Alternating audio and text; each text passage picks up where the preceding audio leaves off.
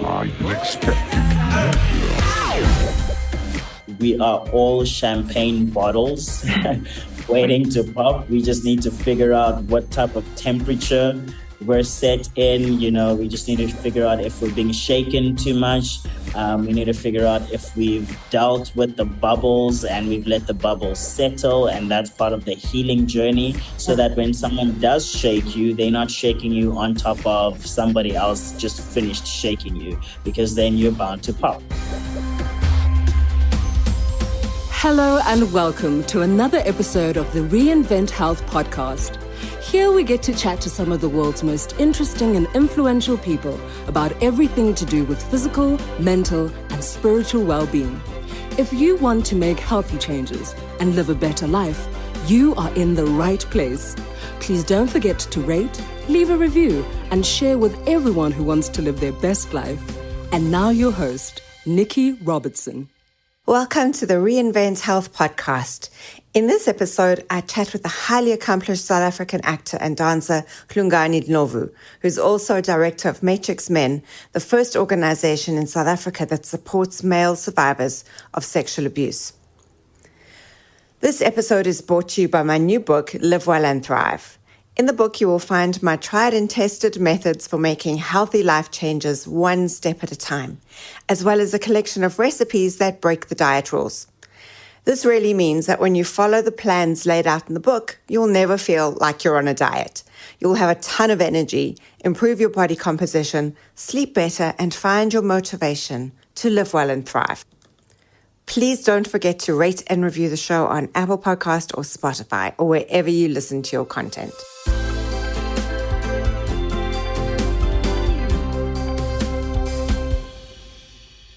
Hungani Ndlovu is a true South African A-list actor and hip-hop dancer, appearing in a number of television and stage productions. He co-founded the Ndlovu Foundation, a non-profit that aims to help young people to live their dreams through dancing and drama. He is a co-director of MatrixMen, an organization that provides support to boys and men suffering from abuse and mental health problems. I met Hungani a couple of weeks ago after giving a talk about nutrition at the University of Johannesburg. We got chatting, and it turned out that Hungani was there to speak to the students about a very sensitive topic, that being mental, emotional, and sexual abuse of men, something that few of us, unless we're experienced firsthand, give much thought to. MatrixMen is the first organization in South Africa that supports male survivors of sexual abuse. Hungani, welcome to the Reinvent Health podcast. Yeah, thank you so much for having me. That was quite the intro. Oh, I'm so glad you enjoyed it. It was, but it's all true. You are really a South African superstar, and so many listeners, hopefully, and I'm pretty sure will no doubt know exactly who you are. But for those who don't, can we step back in time and you can draw us maybe a mental picture of your background, who you really are, what inspired your passion? What really struck me when we were in that office with all that food was that you're really passionate about sharing a message and inspiring hope with people who don't know where to turn and who feel hopeless. So where did it all start for you way back when? Wow. I think it's very difficult for me to pinpoint when it actually started. But I think growing up the way I did obviously played a big role. So I grew up in a beautiful home with both parents and an older sister.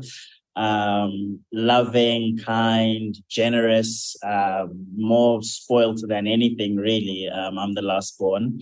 And went to private schools, went to St. Stephen's Boys College for high school. After that, I went to the US to go and study.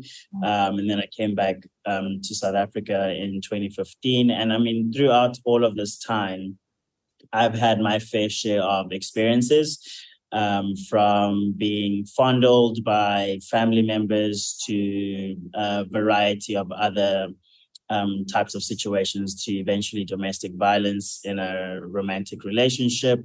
And I think having these different experiences kind of led me to a point where having conversations amongst my friends, the guys particularly, was quite challenging when it comes to these type of topics, because a lot of the time we're not taught to express ourselves. We're not taught to feel the things that we feel. You go to a traditional boarding school and you learn how to be this alpha male, this macho guy. It's either you're the jock or you're the nerd or you're, So I think all of those things played a role in me eventually finding myself in a space where I'm now in the entertainment industry. I'm somewhat popular, and I have somewhat of a voice for people to pay attention to. Yeah. And I think being Christian kind of led me to how do I use my voice in the best way possible, because there are many people who have a voice on the platform who claim to be influential but are not influential. Yeah. And there are people who are influential and are not influential in a good light. And I think I just wanted to be someone who can bring some light, because there's so much that happens in our world, in our lives on a daily basis. There's people who go to bed hungry and wake up hungry, but yet they have social media, and it's like, how do I make that person feel slightly better about their day without me doing anything that is out of my way in terms of like, I can't reach everyone. Oh. So if they happen to see some of the work that I do, I hope that it enlightens them in some way. It brings some joy or some laughter, or some hope. Because we read the stats about suicide and gender-based violence. Like, really, there's a lot of stuff that is just not like good in our society. I just wanted to be someone who could bring a little bit of light, a little bit of hope, and hopefully make someone feel a bit better about themselves or their day, or their situation. Sure. I think when you do have a platform, it is your social, spiritual responsibility to do good with that. One of my teachers said, it's just a phrase that always sticks with me, is how big is your classroom? And when you've got the blessing of having a big classroom, you've got to pay it forward. It's very, very important. Sure. So, just to go back, when you said you lived a privileged life, and I think a lot of people don't realize or don't think about the fact that abuse transcends poverty and privilege. It's something that everybody, no matter where you are on the spectrum, much money you've got or haven't got, you're going to be susceptible to. So, also when you're growing up and you're going to a good school and you have a stable family, one thinks that you learn boundaries and you have a certain amount of self-esteem, and that would help you in a situation, but that's not always the case.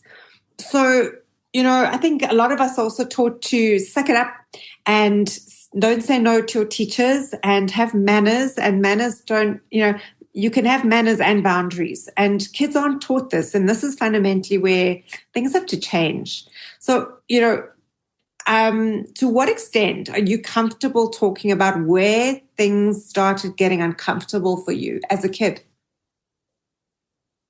To be honest, I don't think I realized as a kid what was really happening.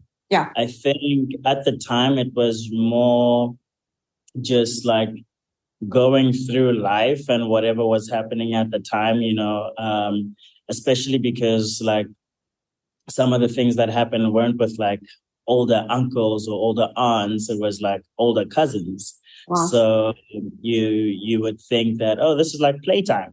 This is what we're supposed to do, I guess, because no one seems like anything is wrong until the day you find out that this is wrong. And then you kind of rewind, and now you're trying to backtrack and figure out, was it my fault? Did I do something to deserve that? All of those kind of things. So growing up, it wasn't any form of like, okay, cool, this is not supposed to happen and it's happened. How do I deal with this? Do I tell my parents? Do I not tell my parents? Is he going to be in trouble? Is she going to be in trouble? It was only after I think I started going to therapy, actually. Yeah. that this came up, because I went to therapy for my domestic violence situation. And at the time I was about 21, 22. And obviously therapy will have you digging into the backstory and how we find ourselves where we are today. And that's really where it started to happen. And I mean, my memories go back to when I was 9 years old. So those were moments where I had to kind of unpack what had happened and how I felt about it. And at the time, I didn't feel any wrongdoing was being done towards me or anything like that. But after discussions and really like unpacking in therapy was when I realized that, okay, I think the way in which I've maneuvered in life has to do with how certain things have happened in the past. So yeah, I don't know if that answers the question. It does. It really does, because I think an experience of trauma manifests as a way we deal with the world. It doesn't really manifest as a memory or a pain. It can. I should think it can. But it's almost the way we react in the world. And when we react to people and places and situations in a way that isn't serving us, we've got to figure out why. And it usually goes back to a traumatic experience that we didn't even realize was a traumatic experience. And this is like you say, it's really interesting because you didn't think there was a problem. You didn't think badly of a situation until somebody says, you know what, how did it really make you feel at the time? Were you comfortable? Did you have the vocabulary to stand your ground? And you go, well, no. And when you start looking deeper, you realize you still don't have the vocabulary to stand your ground and tell people what you're comfortable with or not. So, empowering kids from a young age is one step. But I was looking at statistics on the MatrixMen website, and I think there's how many suicides a day by men who feel hopeless and helpless, like they just are meaningless in the world. I think the statistic is frightening. So I mean, in South Africa, we right now are looking at 20 men committing suicide on a daily basis. Horrible. And I think because one, we don't have, or rather we're not taught, we can learn, but it takes one acknowledging and realizing that they don't have the vocabulary to express themselves, and that they have to learn that vocabulary in order to be able to express themselves so that they don't find themselves in positions where they feel isolated, they feel alone, they feel like no one understands what they're going through or no one will understand what they're going through. Or that what they're going through is not even valid, because I don't know about other cultures, but in the Black culture, we have this thing where men don't cry, and there's this saying that you'll ask someone like, how are you doing? And the response will be, crying doesn't help. That's literally the direct translation. Which is in Zulu, crying doesn't help. And it's like, do you understand how much you must be going through to say that crying doesn't help? And yet you're not like seeking any form of help elsewhere or expressing yourself in any other way that I'm going through this and that. It's literally crying doesn't help. Let's keep it moving. So there's a lot of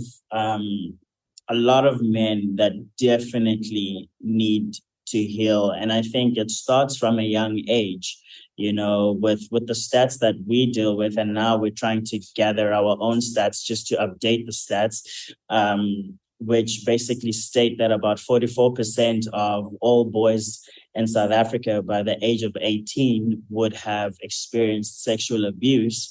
That is a massive number.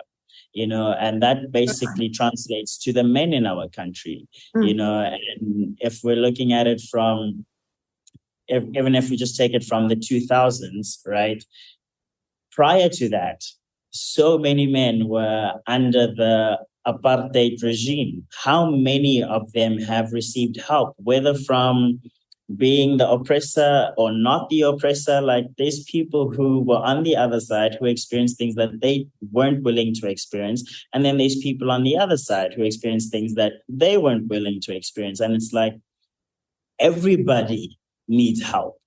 Yes. But we've just had this thing where it's like, no, life goes on. We say sorry and just life goes on. Like, yes, life goes on, but how do we deal with the things that we've experienced? Because we can't unsee some of the things we've seen. Yeah. We know what happens with veterans when they come back from war and so forth. So we know what PTSD does. We've seen the evidence, but yet we still don't have places that are, if I can say, accessible for men, because they don't really advertise much that, hey, we're here for men, come through, let's talk, get some healing. And you look at the stats when it comes to gender-based violence and how men are the primary perpetrator. And it's like, well, where are men going to heal? Yeah.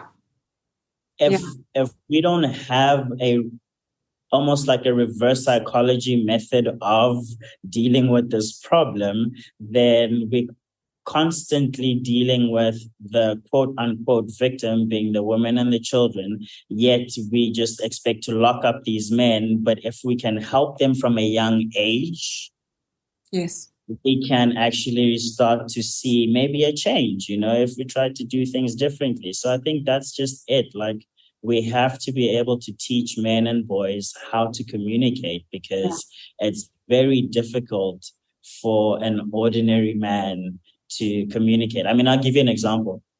We had a nappy bride just the other day, and I was the part organizer, and I was like, hey guys, so now that our guest of honor has arrived, I think like it's a good time to, check in on one another, just check in on your brother and just see how someone's doing. If you've never met someone before, it's even a better time because this is a safe space, Literally no one was keen on that. Yeah, I can imagine. This was over 30 men. No one was keen to check in. And if we go with the stats, that means at least 12 of us have been sexually abused. Yeah. Yeah. So how does the abuse play out in everyday life? So what I'm thinking here by asking this question is, you've got somebody in your life and something's not right. How do you recognize in a loved one, a sibling, when something isn't okay? Because they're not going to communicate until it's too late. Usually, there's a blowout or something big happens before people go for therapy. How do you start recognizing the signs that something needs to be dealt with? I think there's like different types of signs. The usual signs are if someone is addicted to any substance, right. They use alcohol or any form of drug as a crutch. Yeah.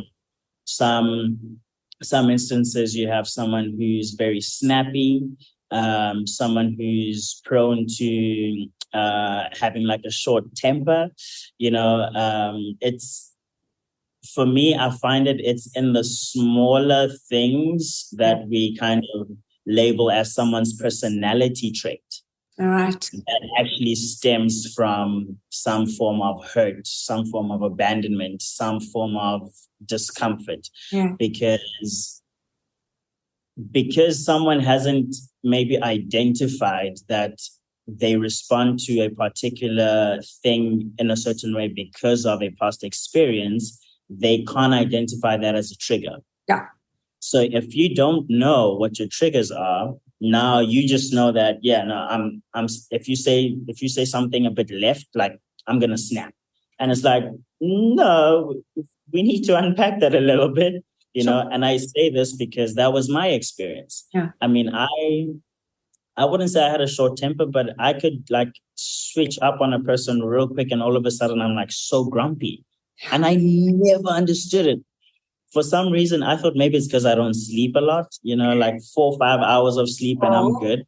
Uh-huh. So I was like, maybe it's because I'm sleep deprived. I don't know, until therapy. And then it was uncovered that no, you actually have a whole bunch of things that you need to deal with. So yeah, I think if someone's hiding through substances, if someone's a bit aggressive, I know of a friend who used to punch the door when he would get angry, and it's like, where is this pent up violence coming from? Yeah. You know, and it's those things where it's like, okay, he's punched the door 3 times now. Surely we should try and get some assistance, because one day it's not going to be a door that he's punching.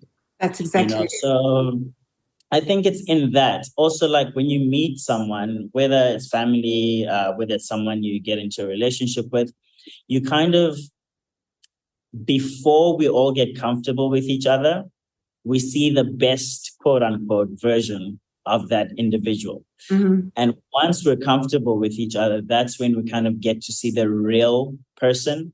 And that's where I think we can start to identify, oh, after he's had like 2 or 3 drinks, his tongue gets a bit loose. And all of a sudden he starts saying some very uncomfortable things, you know, or, you know, when we watch any horror movie or any movie with sex scenes, he gets a little uncomfortable. You know, there's like all of these different things that we can be able to see if you are paying attention and are attentive to learning about that individual. Because if you are not attentive, then those things will definitely slide through as just, oh no, he's just like that. Like, don't speak to him after 2 drinks. That's not okay. I think we all know somebody like that. And then what about pornography addiction, sex addiction? Would you, in your experience after speaking to, I'm assuming, hundreds of people, are you seeing this as a thread? Like a common thread? I mean, it's definitely a common one. Especially pornography. It's so, man, in this day and age, it really starts at a young age.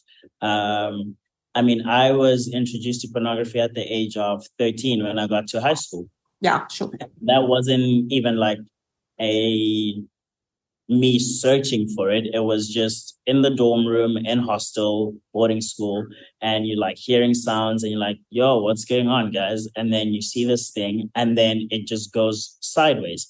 I think the reason why so many guys or men get addicted to pornography is that dopamine effect. Yeah. You know, because it's like there is so much that is, if I can say, pent up on the inside that is upsetting you, that makes you feel like your life is not where it needs to be. You might be successful, but you still feel like you're not doing enough.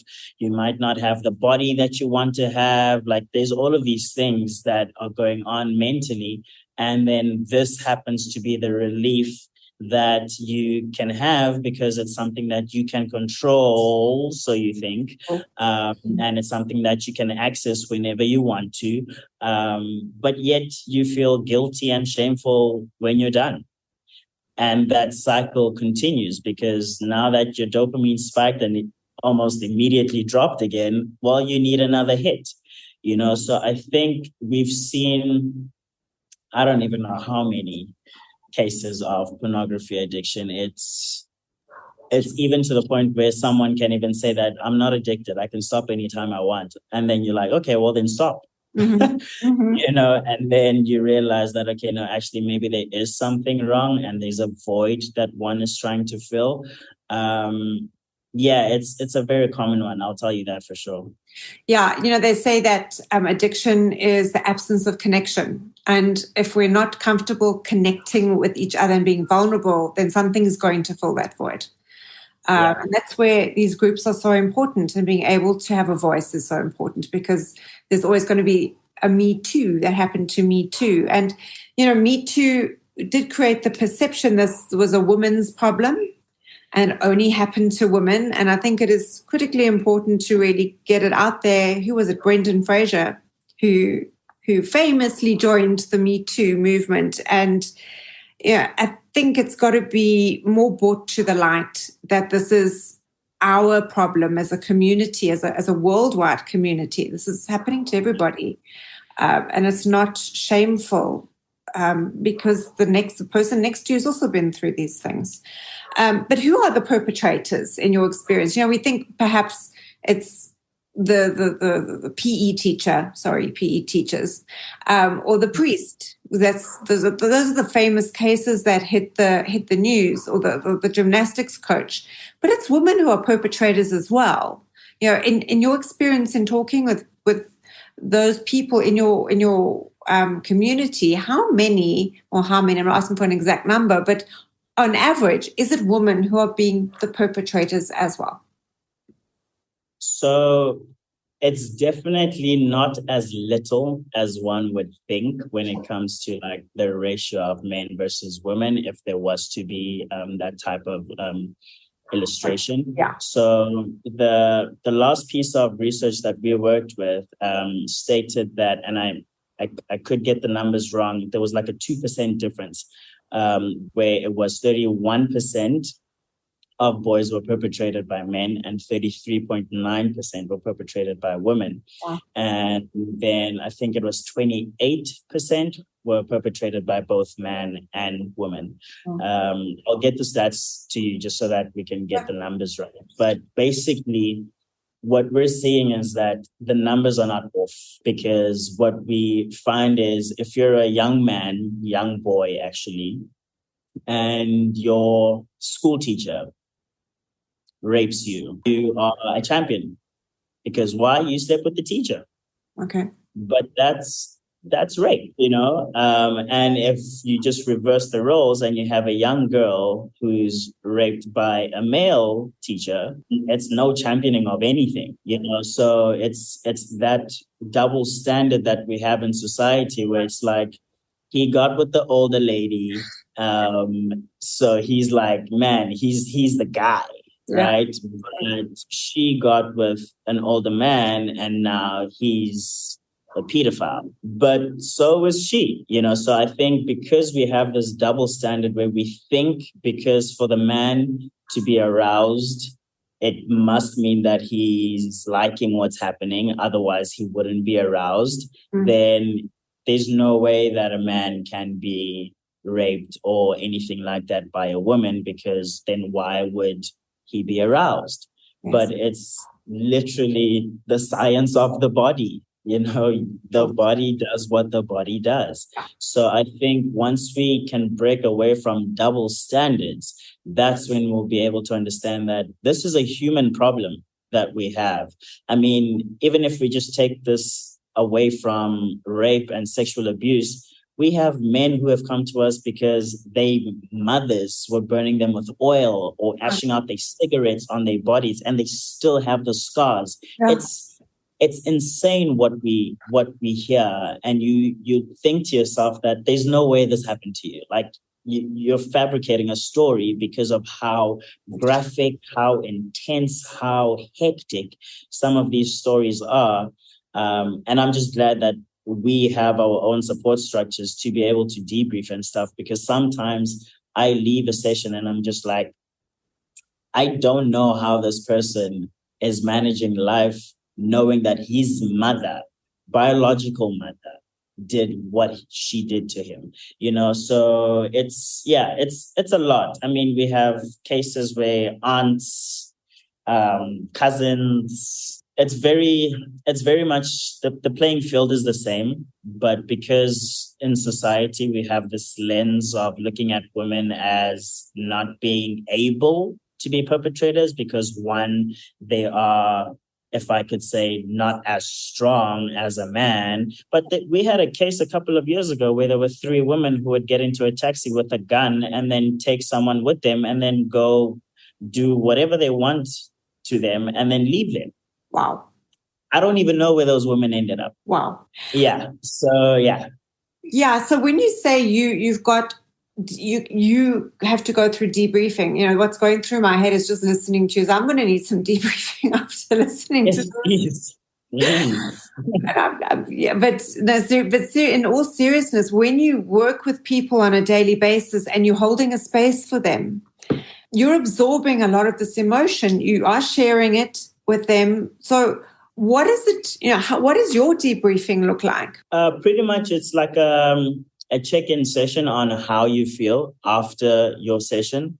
Is there anything that triggered you? Is there anything that was like that stood out for you? Is there anything that's still tugging at your heart or your mind? Is there anything that's making you feel uncomfortable? Do you want to take a break from the sessions? It's basically just to make sure that you're okay, because to assume that you can handle this because you've had a couple of sessions on counseling and you've, I guess, got the certificate to be a counselor, that you are A-okay and you just know how to keep things going. Some of these stories are definitely triggering. Some of them you identify with and you're like, man, that is me, but you're now facilitating a space for somebody else. And because like healing is not a destination, it's a journey. So even for me, if I'm now in a session with someone and it's like literally the same experience that I've had and it's like direct trigger, I have to be able to ground myself in that moment so I can still facilitate the space for that individual. But my debrief is what's important for me, because maybe in that session, I remembered something that I had not remembered this whole time about my own experience. So now I actually need to express that so that I can be able to let those emotions go or just understand them better. So essentially the debrief is to be able to ground one, to understand if you're okay, and if you're willing to continue the following day. Yeah, and you must have seen quite an increase of this kind of thing through COVID, because people were living on top of one another. And in that situation, it brought out the best and the worst in humanity, let's be honest. What did you see over the last 2 years? Was there a big difference? Was there something that stood out for you when we were put into a situation that was so abnormal? There was definitely a difference. So we ended up opening up a center in Randburg, and we coined it the first men's wellness center in Africa, just because we don't know of any other. And unfortunately, we've closed down now just due to lack of funding. But we opened up the center because we had so many requests that were coming in via email, via WhatsApp, from various men who were in terrible divorce situations and didn't know what to do. Some were in a domestic violence situation and didn't know what to do. Some were the perpetrator, whether it was physically hitting or in whatever form of abuse towards their wife or their kids, and they wanted to get help. Some were being brought by their own families, like, hey, please help him. He's got some issues that we don't know. So we opened up a center, and we had no capacity to be able to help the number of calls, the number of requests that we were receiving. Hence, the funding was required so that we could get some more manpower in order to assist us. Long story short, we at some point had about I think it was over 30 calls that would come in on a daily basis, and this spiked after there's a musician called Ricky Rick. He passed away last year around Feb, and he committed suicide. After his death, we had no way of assisting. We literally almost had 100 people not 100 people, 100 men calling in for help. And we literally didn't know how to do this. I mean, we're a team of 4, and we're just like, we have zero capacity for this. Yes, we want to help everybody, but how? So we definitely have seen a spike through COVID. I think people being in the same space for an unexpected duration of time kind of led to to whatever that needed to popping. And I say needed because it was going to pop at some point. And I think once we evaluate that we are all champagne bottles waiting to pop, we just need to figure out what type of temperature we're set in. We just need to figure out if we're being shaken too much. We need to figure out if we've dealt with the bubbles and we've let the bubbles settle. And that's part of the healing journey, so that when someone does shake you, they're not shaking you on top of somebody else just finished shaking you, because then you're bound to pop. Yeah, we definitely saw an influx of men calling in and just needing some help. So you spoke at UJ 2 weeks ago or so. What was really difficult for young men in a university environment to respond to this kind of outreach? So what was that sort of response did you get from that talk? When I speak to young people, I like to direct the conversation more to the ladies, because that takes away the attention from the guys. Even though the conversation is about the guys. Because in that moment, the guys are going to want to act all macho. They're going to want to put up a tough front, and they're not going to put their hands up to ask any question or anything like that. So instead of pointing to them, I'll, for example, ask the ladies, who of you have a brother? And they'll all, majority, put their hands up, and I say, okay, cool. There's about 50 hands here. So with 50 hands, using the stats that we've previously spoken about, there's about maybe 16 to about 20 of you whose brother has been sexually abused, if they are 18. And then all the ladies are like, oh my gosh. Yeah. Okay, so what do we do? And then that cultivates conversation. And we start to talk about, well, you need to create a safe space for your brother to be able to open up to you. If you've got a boyfriend, you need to be able to create a safe space for your boyfriend to open up to you, so that he doesn't feel like you're judging him, or he doesn't feel weak if he's going to tell you that he's upset that he failed the accounting test and now he doesn't really know how to speak to his parents, because it doesn't have to be anything that is so drastic. It's even the small things like failing a test compared to being sexually abused. Yeah. That is still something that one needs to be able to deal with and have a space to express those feelings and emotions, because maybe they're embarrassed. Maybe their parents had certain expectations, or maybe they're on a bursary and they have to get certain marks. Like, there's so many things that one doesn't think of. So I think when it comes to the young ones, I primarily focus on the ladies, unless obviously the group is just boys or just men. And then we have to hit it on the nail and talk straight and just be real about it. I think the one thing that we've realized is the more real we are about the situation, the more it hits home. Yeah. Because trying to kind of like tiptoe around the matter doesn't really hit home. And I made an example at UJ. And there were these three boys, bless their souls. They were like literally the perfect example of what cool kids look like. Yeah. They got the sagging pants, they got the AirPods in, like they are cool kids. And I made an example and I was like, one of those boys has been sexually abused. Wow. And I bet you we can't even point them out, because why? They look so cool. They look like they are on top of life and they are on top of the game. And what's crazy is that in that moment, you do see who actually needs help.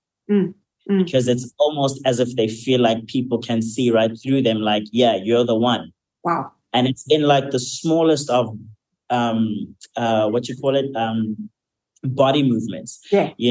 Someone all of a sudden blinking like 5 times, or moving their right shoulder to find some level of comfort within their body, or all of a sudden they're fidgeting with their fingers. And you're just like, man, I wish you knew that speaking up is not actually a weakness, and it is the greatest strength that we have as a people to be able to speak up. So yeah, the kids can be tricky, but we've found a formula, if I could say, to approach them. And it's so, so important to get to the kids. This is where we're going to change the world, when the kids, can change the way they see reality. So how did you find MatrixMen? And you're a director of this organization. How did you come across it? So I found MatrixMen in 2016. And at the time, I was looking for a place to kind of deal with my domestic violence situation, because I just felt like I had just come from the US and that relationship was in the US.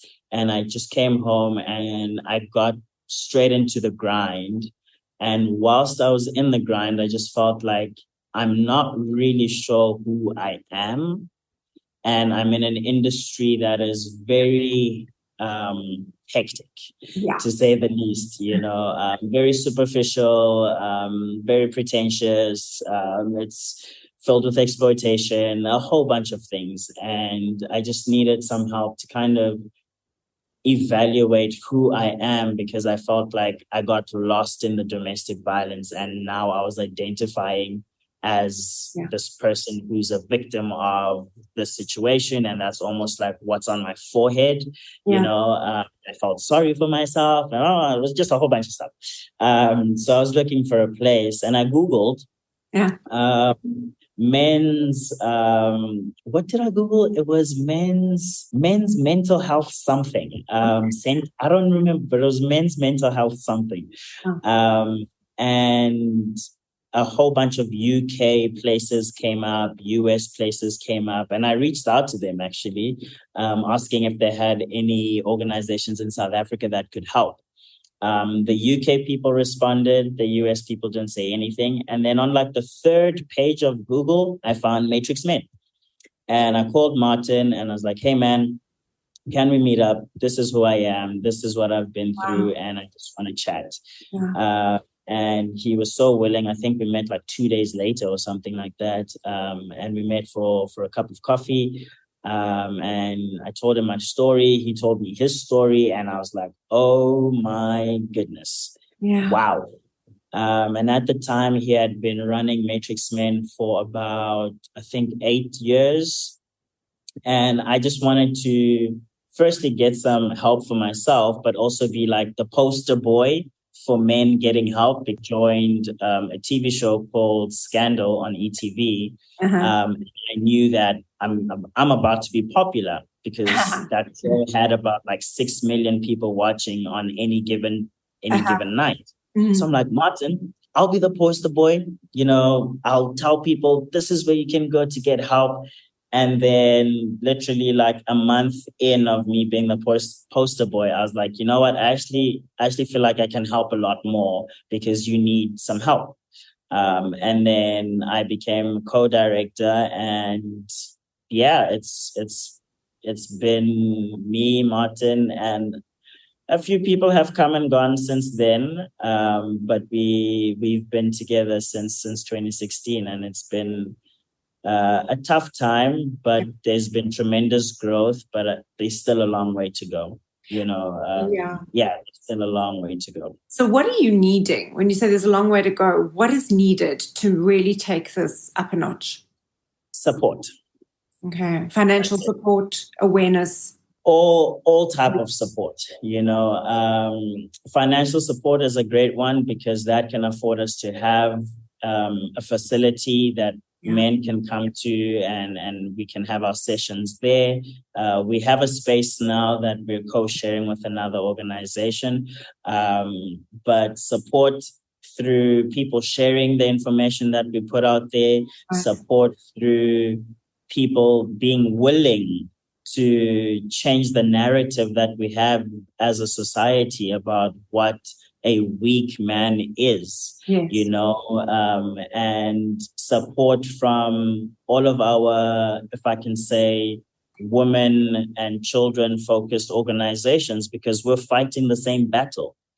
I think if we can all join in arms, we can find a solution a lot quicker to the issues that we have, even if it's not a solution to end things, but a better way of dealing with things, so that if there is a perpetrator, we can get that perpetrator arrested and dealt with the way justice needs to be dealt with, whether it's updating what a rape kit looks like and what's in a rape kit, whether it's assisting our South African police services on how to deal with matters of domestic violence, matters of gender-based violence, because that is another space where, the system is failing us. So I think support all around is something that we need. And that's why I say there's a long way to go, because there's so many boxes to tick. You can take training the South African police services, but we haven't ticked society's view on men. So they're still not going to go and report the fact that their wives are beating them. Yeah. I mean, you've got to get rid of the stigma. And that's exactly. It's just going to take work and time and concerted effort. Yeah. Yes. So where can people just know that there is somewhere where you can turn and there's no judgment, because it's not uncommon. I mean, the one thing that really stood out for me today is how common this is. It's everywhere. And there is no need to suffer in silence or suffer alone. Your life can be a lot better if you just make that move and speak to someone who can hold a space and help you live a better life. So where can people find you? Where on social media? Where on the web? How do people get in touch? So I think the best way would be to email MatrixMen, just because we found that social media, as much as people want to see what it is that we're doing to kind of validate who we are and so forth, that's perfectly fine. So we're at MatrixMen all over social media. Some platforms are MatrixMen SA, which would just be like MatrixMen South Africa. But what we find is that people are reluctant to engage with us on social media because of what it is that we do. Yeah. We have more women following MatrixMen than we do men, yet we are here for the men, which is not a problem, obviously. We are hoping that the women are carrying the information to the men in their lives, Email-wise, I would suggest that you email Martin at matrixmen.org, which would be MARTIN at MATRIXMEN.org, Martin at matrixmen.org. That way he can direct you to exactly where you need to be, because we have individual sessions that we run. We also have group sessions that we run, and we also have what we call the ACEs test, which is basically a 10-test questionnaire that Martin will run through with an individual just to kind of gauge where they're at, in order to kind of understand where would be the best place for them to get assistance at that moment, because not everyone is fit for a group environment, and also not everyone is fit for an isolated individual environment. So I would suggest Martin at matrixmen.org for sure. Okay, so I'll put all of those contact details in the show description. The links will be there, and obviously all over our social media. So Hungani, thank you so much for carrying the light and doing what you do. It's so incredibly important. I wish you all the strength in your quest to make this world a better place. Thank you so much. And I appreciate you having me on your platform. I don't take it for granted at all. It's not every day that you meet someone like you who is just so willing to provide a platform for what it is that we stand for and what it is that we talk about. It's not the lightest of conversations, and sometimes it can be very daunting to even go in that direction of conversation. So I appreciate you. I appreciate your time. And I also appreciate your listeners, and I really hope that we we could have shed some light regarding this topic. And I'll send you some links that you can add to the description for the stats if anyone wants to read. Some of them are a bit long because it is research papers and so forth. But I think if anyone is willing to check out the stats, it would be a great benefit. So thank you so much, Nikki. Thank you so much. Thank you once again for joining me for another episode of the Reinvent Health podcast. As usual, all of my guests' details can be found in the show notes page on Apple Podcast, Anchor, or wherever else you listen to your podcasts. Please don't forget to rate on Apple and leave a review.